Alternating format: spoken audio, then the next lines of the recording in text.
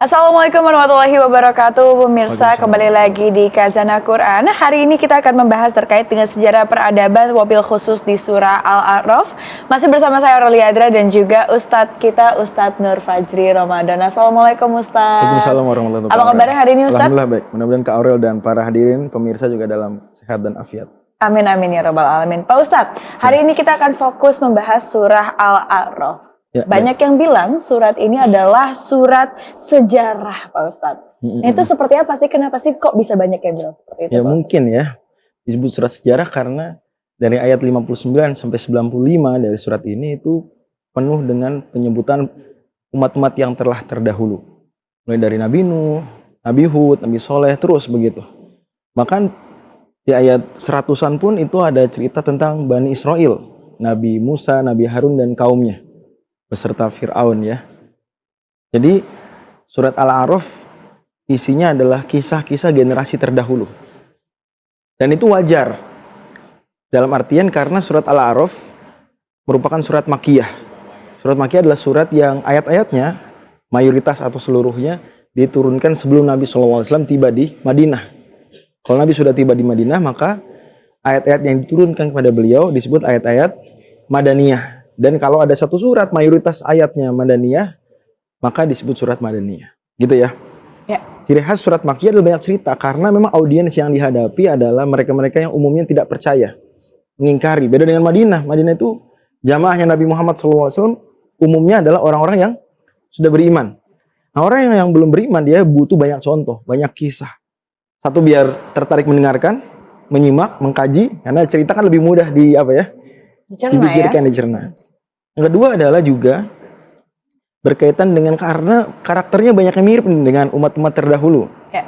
Denial, tidak patuh, tidak mau berpikir dulu, langsung menolak gitu ya.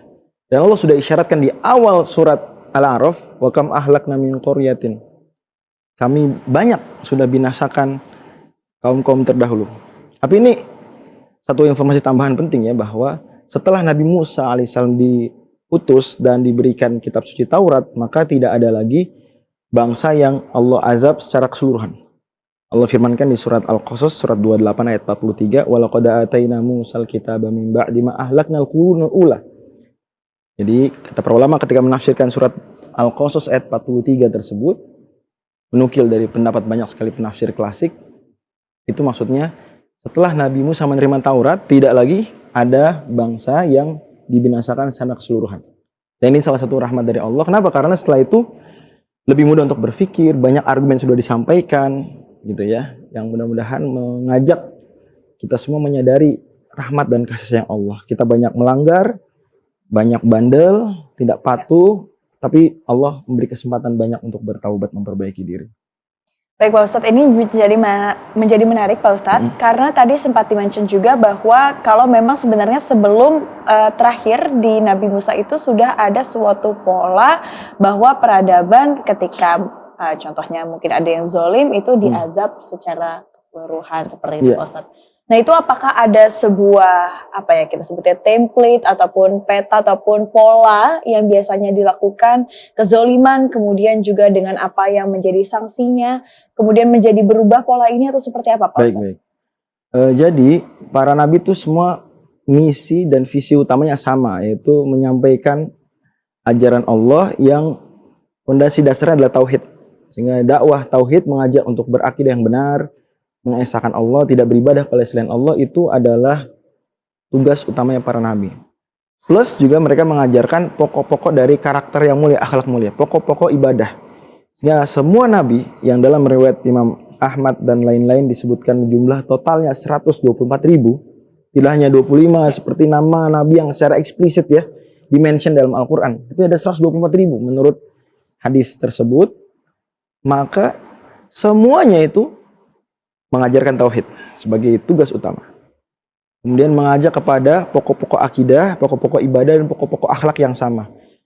Nanti sisanya bisa ada perbedaan, gitu ya. Bisa jadi seperti pernah kita bahas waktu itu bahwa soalan pernikahan misalnya Nabi Adam alaihissalam, aturan beliau adalah anak-anaknya boleh menikah dengan saudara yang sama ayahnya sama ibunya, itu sama-sama Nabi Adam dan Hawa alaihissalam kan. Gitu. Yang nggak boleh ada nikah dengan kembarannya.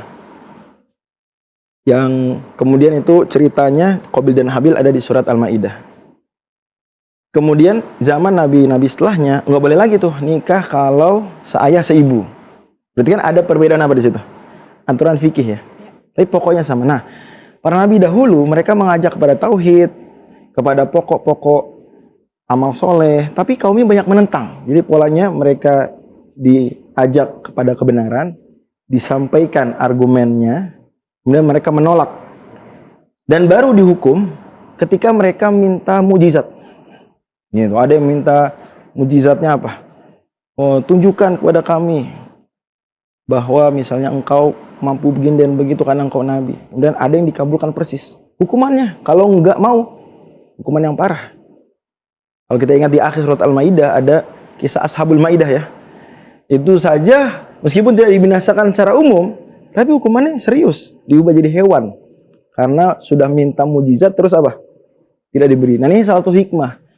Para nabi setelah Nabi Musa itu umumnya tidak mengabulkan request kaumnya terkait dengan mujizat. Karena kalau udah disampaikan mujizat, itu kan harusnya Anda sudah percaya dong. Ya. Udah minta bukti ultimate, tapi nggak percaya juga kan kebangetan. Kira-kira seperti itu. Ya, tapi ingat para nabi punya tugas-tugas sekunder. Selain akidah juga ada yang soalan keadilan sosial seperti Nabi Syuaib, jujur dalam perdagangan. Ada yang soal tentang tidak berlaku jahat kepada orang yang lemah seperti Nabi Nuh alaihissalam. Ada yang terkait dengan hubungan seksual sesama jenis seperti Nabi Lut alaihissalam. Tapi semua punya tugas utama yang sama dengan tantangan sekunder yang beragam. Sepertinya ini juga ada kaitannya Pak Ustadz dengan ayat keempat dan kelima terkait dengan kehancuran peradaban itu betul. Sendiri, Pak Ustadz. Itu bagaimana kaitannya? Jadi tadi saya sebutkan ya, wa kam min qaryatin ahlaknaha faja'aha ba'suna. Di ayat yang keempat Allah Subhanahu wa taala firmankan, dan betapa banyak negeri-negeri yang kami binasakan sebelumnya. Ya, diutus rasul, tidak percaya, minta apa tadi?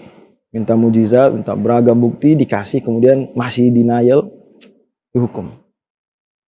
Nah, kisah-kisah tersebut itu menjadi ibroh buat kita pembaca hari ini dan juga untuk orang-orang Mekah waktu itu. Yang memang ayat-ayat ini ayat-ayat Makkiyah, bahwa kalian janganlah berlaku yang sama. Mendustakan Nabi, pikirkan dulu dengan matang. Jangan menolak hanya karena Nabi Muhammad bukan dari kabilah kalian. Hanya karena kalau kalian beriman kalian khawatir nanti kekuasaan kalian hilang. Banyak orang begitu loh, Kak Aurel. Tidak mau menerima kebenaran hanya karena pertimbangan-pertimbangan hawa nafsu. Gitu. Tidak perlu sampai level tauhid lah. Kadang-kadang di bawah itu saja. Ya, dia tidak mau meninggalkan riba, which is haram, karena pertimbangan nanti gimana saya nyari uangnya dan seterusnya. Kan gitu ya. Tidak mau menolak suap karena khawatir dan seterusnya. Jadi ada penolakan-penolakan, pertimbangannya hawa nafsu. Demikian. Nah, itu ada resikonya. Mungkin kalau umat terdahulu dibinasakan secara umum, kemudian setelah Nabi Musa diutus dan Taurat diturunkan tidak lagi begitu, tapi tetap kita perlu khawatir. Jangan-jangan ada hukuman-hukuman kecil. Ya. Salah satu hukuman kecil adalah kita hatinya dibuat oleh Allah dibikin keras, sulit menerima kebenaran, tidak lagi menikmati ibadah. Itu salah satu bentuk hukuman lah. Ya. Baik Pak Ustadz, berarti tadi kalau yang saya tangkap selain dari hawa nafsu sebenarnya juga mungkin ada sisi kesombongan di dalamnya yang membuat kita kemudian menjadi tidak percaya ataupun mungkin menolak kebenaran itu sendiri yang tadi mungkin Pak Ustadz sudah berkali-kali mention adalah sebuah act of denial begitu ya Pak Ustadz ya. Sekali. Nah, mungkin kita juga sudah sering dengar awal mulanya itu iblis menolak untuk bisa tunduk kepada Adam gitu ya, kepada manusia. Nah itu seperti apa Ustadz? Ini juga kemudian dijelaskan kan? Betul juga di ayat 11, 12, 13 ya Allah Subhanahu wa taala firmankan wa laqad khalaqnakum tsumma sawwarnakum tsumma qulna lil malaikati isjudu li Adam. Allah ciptakan Nabi Adam dan suruh rombongan malaikat yang di situ ada iblis juga. Sujud, tapi semua sujud kecuali siapa? Iblis. Lam yakum minas sajidin. Allah tanya, kenapa nggak mau sujud? Qala ma mana'aka alla tasjuda idz amartuk. Apa jawaban iblis kira-kira? Qala ana khairum minhu. Aku lebih baik daripada si Adam ini. Khalaqtani min narin wa khalaqtahu min tin. Aku diciptakan engkau ya Allah dari api dan engkau menciptakan Nabi Adam dari tanah. Di sini ada benih-benih kesombongan. Ya. Yang Allah sebutkan di ayat 13 ya. Takabur, kepongahan. Bahkan itu awal apa yang kita sebut hari ini rasisme ya. Jadi menilai baik buruk seseorang adalah dari asal usulnya. Kalau rasisme bisa dari rasnya, dari warna kulitnya, mohon maaf. Kan gitu ya. Nah, itu ternyata akarnya dari kesombongan tersebut yang iblis lah orang yang melakukan makhluk ya yang melakukan hal tersebut. Ya, baik Pak Ustadz. Sepertinya ini pun kalau kita kaitkan dengan dunia saat ini, Pak Ustadz, ini masih cukup relevan untuk kita bahas karena memang pada saat ini pun banyak sekali konflik-konflik dunia yang kemudian bersinggungan dengan rasisme ataupun kesombongan itu sendiri ya Pak Ustadz ya. Itu apa yang mungkin bisa kita petik untuk bisa kita pedomani untuk di dunia saat ini? Ya betul sekali ya. Misalnya ada perang-perang ya di sebagian tempat di dunia hari ini ya. Hanya karena dia bukan bangsa kami, dia isu-isu yang kita sering dengar. Kemudian ketika diajak untuk berdamai, tidak mau, sudah gencatan senjata, langsung mengingkari janji hari besoknya. Banyak yang seperti itu. Sangat disayangkan. Dan itu wujud kepongahan yang potretnya sudah banyak disebutkan di Al-Quran. Ya, sosok yang atau bangsa yang paling sering dimention terkait ini ada Bani Israel. Yang Allah sebutkan memang di surat Al-Maidah, wala tazalu tattali'u ala kha'inatin minhum. Akan terus engkau akan lihat pengkhianatan dari mereka. Tapi kaum-kaum lain juga sama. Bahkan boleh jadi kita pun bangsa Indonesia kalau kita tidak waspada gitu ya, maka kita bisa melakukan hal yang sama. Ingat, semua ini kaidah penting ya, perlu dicatat. Semua hal terkait orang yang atau makhluk yang dikecam oleh Allah Subhanahu wa taala. Itu bukan semata mengecam orang atau makhluk tersebut.